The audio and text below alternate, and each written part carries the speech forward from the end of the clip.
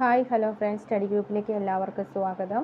ഇപ്പോൾ നമ്മൾ LDCയിലെയും LP UPയിലെയും syllabus പ്രകാരമുള്ള പഠനമാണ് മുന്നോട്ട് കൊണ്ടിരിക്കുന്നത്. ഞായറാഴ്ചകളിലെ വീഡിയോ അപ്ലോഡ് ചെയ്യുന്നില്ല. അന്നത്തെ ദിവസം നിങ്ങൾ പഠിക്കേണ്ടത് ആ ഒരാഴ്ച നമ്മൾ എന്താണോ പഠിച്ചത് അത് റിവിഷൻ നടത്തുക. ആ ഒരാഴ്ച അതുപോലെ തന്നെ തുടർന്നുള്ള ആഴ്ചകളിലും അത്രയും ആഴ്ചകളിൽ നിങ്ങൾ എന്താണോ പഠിച്ചത് അത് റിവിഷൻ നടത്തുക. നമ്മുടെ ചാനലിൽ SCERT ടെക്സ്റ്റുമായി ബന്ധപ്പെട്ട ചോദ്യങ്ങൾ, അതുപോലെ പ്രീവിയസ് ഇയർ ചോദ്യങ്ങൾ, English, Malayalam, psychology, social science എന്നിവയെല്ലാം ഉൾപ്പെടുത്തിയിട്ടുള്ള വീഡിയോസാണ് അപ്ലോഡ് ചെയ്തുകൊണ്ടിരിക്കുന്നത്. അപ്പോൾ നമുക്ക് LPക്കും UPക്കും അതുപോലെ തന്നെ LDCയും ക്രാക്ക് ചെയ്യാൻ പറ്റുന്ന വിധത്തിലുള്ള വീഡിയോസാണ്. അതുപോലെ മാത്സ് മറ്റു ക്ലാസ്സുകൾ മാത്സിന് മാത്രമായിട്ട് യൂട്യൂബിൽ മറ്റു പല വീഡിയോസുമുണ്ട്. അതുകൊണ്ട് അത് കാണുന്നതായിരിക്കും ബെറ്റർ. അല്ല, നിങ്ങൾക്ക് മാത്സ് ക്ലാസ് വേണമെന്നുണ്ടെങ്കിൽ അതും അപ്ലോഡ് ചെയ്യാവുന്നതാണ്. അതുപോലെ നിങ്ങൾക്ക് ഞാനിടുന്ന വീഡിയോസ് അപ്പോൾ നിങ്ങൾക്ക് കിട്ടുന്നെങ്കിൽ സബ്സ്ക്രൈബ് ബട്ടൺ അമർത്തിയാൽ മാത്രം പോരാ, അത് അമർത്തുമ്പോൾ ലഭിക്കുന്ന ഓൾ എന്ന ബെൽ ബട്ടൺ കൂടി അമർത്തുക. എങ്കിൽ ഞാൻ ഇടുന്ന വീഡിയോസ് അപ്പോൾ നിങ്ങൾക്ക് കാണാൻ സാധിക്കും. അപ്പോൾ നമ്മൾ ഇന്ന് നോക്കുന്നത് പ്രകാശം എന്ന ടോപ്പിക്കാണ്. LDCയിലും അതുപോലെ LP UPയിലും ഭൗതികശാസ്ത്രത്തിൽ പറഞ്ഞിട്ടുള്ള മൂന്നാമത്തെ ടോപ്പിക്കാണ് നമ്മുടെ പ്രകാശം എന്ന് പറയുന്നത്. അപ്പോൾ പ്രകാശവുമായി ബന്ധപ്പെട്ടിട്ടുള്ള രണ്ടാമത്തെ വീഡിയോ കഴിഞ്ഞു. ഇന്ന് നമ്മൾ മൂന്നാമത്തെ വീഡിയോ ആണ്. അതുമായി ബന്ധപ്പെട്ട SCERT ടെക്സ്റ്റ് ബുക്കിലെ ഒന്നാമത്തെ വീഡിയോയിൽ 7ാം ക്ലാസ്സിലെ SCERT ടെക്സ്റ്റിൽ നിന്നുള്ള ചോദ്യങ്ങളായിരുന്നു. ഇന്ന് 8ാം ക്ലാസ്സിലെ പ്രകാശവുമായി ബന്ധപ്പെട്ട പാഠമാണ് പ്രകാശ പ്രതിപതനം ഗോളീയ ദർപ്പണങ്ങളിൽ എന്നത്. അതിലെ പ്രധാനപ്പെട്ട ചോദ്യങ്ങളാണ് ഇന്ന് നോക്കുന്നത്. അപ്പോൾ തുടങ്ങാം. പ്രതിപതന തലം ഗോളത്തിൻ്റെ ഭാഗമായി വരുന്ന ദർപ്പണങ്ങളെയാണ് നമ്മൾ ഗോളീയ ദർപ്പണങ്ങൾ എന്ന് പറയുന്നത്. പ്രതിപതന തലം ഗോളത്തിൻ്റെ ദർപ്പണമായി വരുന്ന താണ് ഗോളീയ ദർപ്പണങ്ങൾ. ഇനി പ്രതിപതന തലം അകത്തേക്ക് കുഴിഞ്ഞ ഗോളീയ ദർപ്പണങ്ങളെ പറയുന്നത് കോൺകേവ് ദർപ്പണങ്ങൾ എന്നാണ്. പ്രതിപതന തലം അകത്തേക്ക് കുഴിഞ്ഞ ദർപ്പണങ്ങളെ നമ്മൾ പറയുന്നത് കോൺകേവ് ദർപ്പണങ്ങൾ എന്നാണ്. എന്നാൽ പ്രതിപതന തലം പുറത്തേക്ക് ഉന്തി നിൽക്കുന്ന ദർപ്പണങ്ങളെ പറയുന്നത് കോൺവെക്സ് ദർപ്പണങ്ങൾ എന്നുമാണ്. ഗോളീയ ദർപ്പണങ്ങളുമായി ബന്ധപ്പെട്ടിട്ട് എന്താണുള്ളത്? നമ്മുടെ ഗോളീയ ദർപ്പണം, ഒരു ദർപ്പണം ഏത് ഗോളത്തിൻ്റെ ഭാഗമാണോ ആ ഗോളത്തിൻ്റെ കേന്ദ്രത്തെയാണ് വക്രതാ കേന്ദ്രം എന്ന് അറിയപ്പെടുന്നത്. ഗോളീയ ദർപ്പണം എന്ന് പറയുന്നത്, അതായത് ഒരു ദർപ്പണം ഏത് ഗോളത്തിൻ്റെ ഭാഗമാണോ ആ ഗോളത്തിൻ്റെ കേന്ദ്രമാണ് വക്രതാ കേന്ദ്രം. അടുത്തത്, വക്രതാ കേന്ദ്രത്തിൽ നിന്നും ദർപ്പണത്തിലേക്ക് വരയ്ക്കുന്ന ഏതൊരു രേഖയും ദർപ്പണത്തിന് ലംബമായിരിക്കുമെന്ന് ഓർത്തിരിക്കുക. വക്രതാ കേന്ദ്രത്തിൽ നിന്ന് ദർപ്പണത്തിലേക്ക് വരയ്ക്കുന്ന ഏതൊരു രേഖയും ദർപ്പണത്തിന് ലംബമായിരിക്കും. ഒരു ദർപ്പണം ഏത് ഗോളത്തിൻ്റെ ഭാഗമാണോ ആ ഗോളത്തിൻ്റെ ആരത്തെയാണ് നമ്മൾ വക്രത ആരം എന്ന് പറയുന്നത്. ഒരു ദർപ്പണം ഏത് പ്രതലത്തിൻ്റെ അല്ലെങ്കിൽ ഏത് ദർപ്പണത്തിൻ്റെ പ്രതിപതന തലത്തിലേക്ക് ഉള്ള അകലമാണോ അതാണ് വക്രത ആരം. ഒരു ദർപ്പണം ഏത് ഗോളത്തിൻ്റെ ഭാഗമാണോ ആ ഗോളത്തിൻ്റെ ആരത്തെ വക്രത ആരം എന്ന് പറയും. അതുപോലെ വക്രതാ കേന്ദ്രത്തിൽ നിന്ന് ദർപ്പണത്തിൻ്റെ പ്രതിപതന തലത്തിലേക്കുള്ള അകലത്തെയും വക്രത ആരം എന്ന് പറയുന്നു. ഇനി ദർപ്പണത്തിൻ്റെ പ്രതിപതന തലത്തിൻ്റെ മധ്യബിന്ദുക്കളെയാണ് നമ്മൾ പോൾ എന്ന് പറയുന്നത്.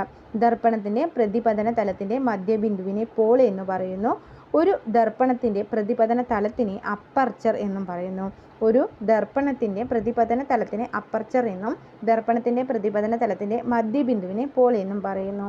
ഞാൻ നിങ്ങൾക്ക് വേണ്ടി വരച്ച് ഒരു വീഡിയോ എടുത്തതാണ്, പക്ഷേ അതെനിക്ക് കറക്റ്റ് ചെയ്യാൻ സാധിച്ചില്ല. അതുകൊണ്ട് ഇപ്പോൾ എനിക്ക് ഇതിൽ സ്ക്രീനിൽ വരയ്ക്കാൻ സാധിക്കുന്നില്ല. അപ്പോൾ തൽക്കാലം അഡ്ജസ്റ്റ് ചെയ്യൂ കേട്ടോ. നമുക്ക് പോയിന്റുകൾ പഠിച്ചു പോകാം. വക്രതാ കേന്ദ്രത്തെയും പോളിനെയും ബന്ധിപ്പിച്ചുകൊണ്ട് കടന്നു പോകുന്ന നേർരേഖ മുഖ്യ അക്ഷം എന്നാണ് പറയുന്നത്. വക്രതാ കേന്ദ്രത്തെയും പോളിനെയും ബന്ധിപ്പിച്ചുകൊണ്ട് പോകുന്ന മുഖ്യ അക്ഷത്തെ പോളിനെ മുഖ്യ അക്ഷം എന്നാണ്, നേർരേഖയെ മുഖ്യ അക്ഷം എന്ന് പറയുന്നു അല്ലേ. വക്രതാ കേന്ദ്രത്തെയും പോളിനെയും ബന്ധിപ്പിച്ചുകൊണ്ട് കടന്നു പോകുന്ന നേർരേഖ മുഖ്യ അക്ഷമാണ്. ഗോളീയ ദർപ്പണങ്ങളിൽ പതനകോണും പ്രതിപതന കോണും എന്താണ്? തുല്യമാണ്. ഒരു കോൺകേവ് ദർപ്പണത്തിൻ്റെ മുഖ്യ അക്ഷത്തിന് സമാന്തരമായിട്ട് ദർപ്പണത്തിൽ പതിക്കുന്ന പ്രകാശരശ്മികൾ പ്രതിപതനത്തിന് ശേഷം മുഖ്യ അക്ഷത്തിലുള്ള ഒരു ബിന്ദുവിലൂടെ കടന്നു പോകുന്നു. ഈ ബിന്ദുവാണ് കോൺകേവ് ദർപ്പണത്തിൻ്റെ മുഖ്യ ഫോക്കസ് എന്ന് പറയുന്നത്. ഒരു കോൺകേവ് ദർപ്പണത്തിൻ്റെ മുഖ്യ അക്ഷത്തിന് സമാന്തരമായിട്ട് ദർപ്പണത്തിൽ പതിക്കുന്ന പ്രകാശരശ്മികൾ പ്രതിപതനത്തിന് ശേഷം മുഖ്യ അക്ഷത്തിലുള്ള ഒരു ബിന്ദുവിലൂടെ കടന്നു പോകുന്നു. ഈ ബിന്ദുവിനെ കോൺകേവ് ദർപ്പണത്തിൻ്റെ മുഖ്യ ഫോക്കസ് എന്ന് പറയുന്നുണ്ട്. ചിത്രം സൂചിപ്പിക്കാം.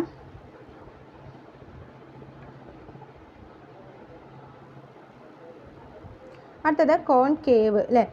ഒരു കോൺവെക്സ് കോൺകേവ് ദർപ്പണത്തിൻ്റെ മുഖ്യ ഫോക്കസ് എപ്പോഴും യഥാർത്ഥമാണ്. കോൺകേവ് ദർപ്പണത്തിൻ്റെ മുഖ്യ ഫോക്കസ് യഥാർത്ഥമാണ്, റിയലാണ്. ഇനി ഒരു കോൺവെക്സ് ദർപ്പണത്തിൻ്റെ മുഖ്യ അക്ഷത്തിന് സമാന്തരമായി പതിക്കുന്ന പ്രകാശരശ്മികൾ പ്രതിപതനത്തിന് ശേഷം ദർപ്പണത്തിൻ്റെ മറുഭാഗത്ത് മുഖ്യ അക്ഷത്തിലുള്ള ഒരു ബിന്ദുവിൽ നിന്ന് വരുന്നത് പോലെ തോന്നുന്നു. ഈ ബിന്ദുവാണ് കോൺവെക്സ് ദർപ്പണത്തിൻ്റെ ഫോക്കസ് ദൂരം എന്ന് പറയുന്നത്. കോൺവെക്സ് ദർപ്പണത്തിൻ്റെ മുഖ്യ അക്ഷത്തിന് സമാന്തരമായിട്ട് പതിക്കുന്ന പ്രകാശരശ്മികൾ പ്രതിപതനത്തിന് ശേഷം ദർപ്പണത്തിൻ്റെ മറുഭാഗത്ത് അപ്പുറത്തേക്ക് മുഖ്യ അക്ഷത്തിലുള്ള ഒരു ബിന്ദുവിൽ നിന്ന് വരുന്നത് പോലെ തോന്നുന്നു എന്നാണ്. ഈ ബിന്ദുവാണ് എന്ത്? കോൺവെക്സ് ദർപ്പണത്തിൻ്റെ മുഖ്യ ഫോക്കസ്. കോൺവെക്സ് ദർപ്പണത്തിൻ്റെ മുഖ്യ ഫോക്കസ് എപ്പോഴും എന്താണ്? മിഥ്യയാണ്. ഒരു ദർപ്പണത്തിൻ്റെ പോളിൽ നിന്ന് അതിൻ്റെ മുഖ്യ ഫോക്കസിലേക്കുള്ള അകലമാണ് ഫോക്കസ് ദൂരം PF, അതായത് F എന്ന് സൂചിപ്പിക്കുന്ന ഫോക്കസ് ദൂരം. പോളിൽ നിന്ന് ഫോക്കസിലേക്കുള്ള ദൂരത്തിനെയാണ് നമ്മൾ ഫോക്കസ് ദൂരം എന്ന് പറയുന്നത്. ഉദാഹരണത്തിന് ഇപ്പോൾ ഒരു ഗോളീയ ദർപ്പണത്തിൻ്റെ ഫോക്കസ് ദൂരം ആ ദർപ്പണത്തിൻ്റെ വക്രതാ ആരത്തിൻ്റെ പകുതിയായിരിക്കും. ഒരു ഗോളീയ ദർപ്പണത്തിൻ്റെ ഫോക്കസ് ദൂരം എന്ന് പറയുന്നത് അതിൻ്റെ വക്രതാ ആരത്തിൻ്റെ പകുതിയായിരിക്കും. അതായത് F = R/2 ആണ്. ഇനി അതിൻ്റെ ഒരു ചോദ്യം ഒന്ന് നമുക്ക് ചെയ്തു നോക്കാം. ഒരു ഗോളീയ ദർപ്പണത്തിൻ്റെ വക്രതാ ആരം 20 സെൻറ്റിമീറ്റർ ആണെങ്കിൽ ഈ ദർപ്പണത്തിൻ്റെ ഫോക്കസ് ദൂരം എത്രയായിരിക്കും? അപ്പോൾ R എന്നത് ആരമാണ് 20 സെൻറ്റിമീറ്റർ, F എന്നത് R/2, അപ്പോൾ 20/2 10 സെൻറ്റിമീറ്ററാണ് ഫോക്കസ് ദൂരം എന്ന് പറയുന്നത്. ഇനി ദർപ്പണത്തിൻ്റെ മുഖ്യ അക്ഷവുമായിട്ട് വിവിധ കോണുകൾ ഉണ്ടാക്കുന്ന വിധത്തിൽ വളരെ അകലെ നിന്ന് വരുന്ന പ്രകാശരശ്മികൾ പ്രതിപതനത്തിന് ശേഷം വിവിധ ബിന്ദുക്കളിലായിട്ട് കേന്ദ്രീകരിക്കുന്നു.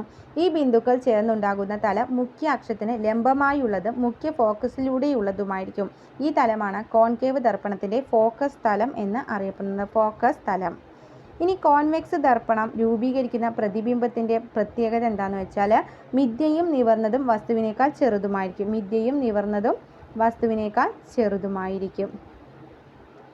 അടുത്തത് വസ്തുവിൻ്റെ സ്ഥാനം. ദർപ്പണത്തിന് മുന്നിൽ എവിടെയായിരുന്നാലും പ്രതിബിംബത്തിൻ്റെ സ്ഥാനം എപ്പോഴും പോളിനും മുഖ്യ ഫോക്കസിനും ഇടയിലായിരിക്കും.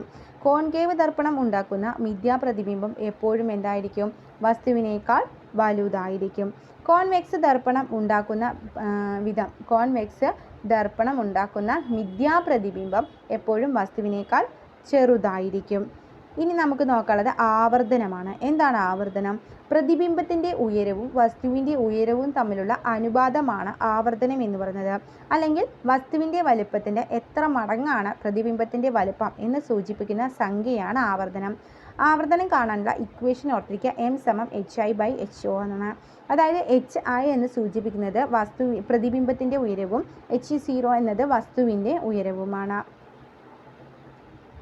ആവർത്തനം കണക്കാക്കുവാനുള്ള സന്ദർഭങ്ങൾ നോക്കിയാൽ ആവർത്തനം കണക്കാക്കുന്ന സന്ദർഭങ്ങളിൽ മുഖ്യ അക്ഷത്തിന് മുകളിലേക്കുള്ള അളവുകൾ പോസിറ്റീവായിട്ടും മുഖ്യ അക്ഷത്തിന് താഴോട്ടുള്ള അളവുകൾ നെഗറ്റീവായിട്ടും പരിഗണിക്കണം. യൂണിറ്റ് ഇല്ലാത്ത ഒരു ഭൗതിക അളവിനെയാണ് നമ്മൾ ആവർത്തനം എന്ന് പറയുന്നത്. യൂണിറ്റ് ഇല്ലാത്ത ഒരു ഭൗതിക അളവാണ് ആവർത്തനം. എന്തൊക്കെയാണ് കോൺകേവ് ദർപ്പണങ്ങളുടെ ഉപയോഗം?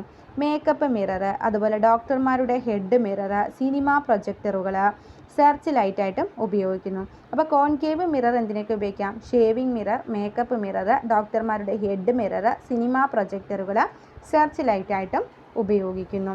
ഇനി സെർച്ച് ലൈറ്റുകളിൽ ഒരു കോൺകേവ് ദർപ്പണത്തിൻ്റെ മുഖ്യ ഫോക്കസിൽ വെച്ചിരിക്കുന്ന പ്രകാശ സ്രോതസ്സിൽ നിന്നുള്ള പ്രകാശകിരണങ്ങൾ പ്രതിപതനത്തിന് ശേഷം സമാന്തരമായിട്ട് ദീർഘദൂരം സഞ്ചരിക്കുന്നു.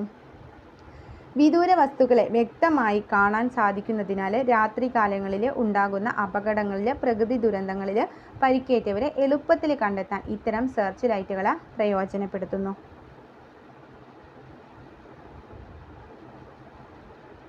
അടുത്തത് നമുക്ക് കോൺവെക്സ് ദർപ്പണങ്ങളുടെ ഉപയോഗങ്ങളാണ് നോക്കാനുള്ളത്. തെരുവ് വിളക്കുകളിൽ റിഫ്ലക്ടറുകളായിട്ടും അതുപോലെ വാഹനങ്ങളുടെ റിയർ വ്യൂ മിററായിട്ടും പിന്നെ റോഡിലെ വളവുകളിലെ അപകടം ഒഴിവാക്കാൻ വലിയ കോൺവെക്സ് ദർപ്പണങ്ങളും സ്ഥാപിക്കുന്നുണ്ട്.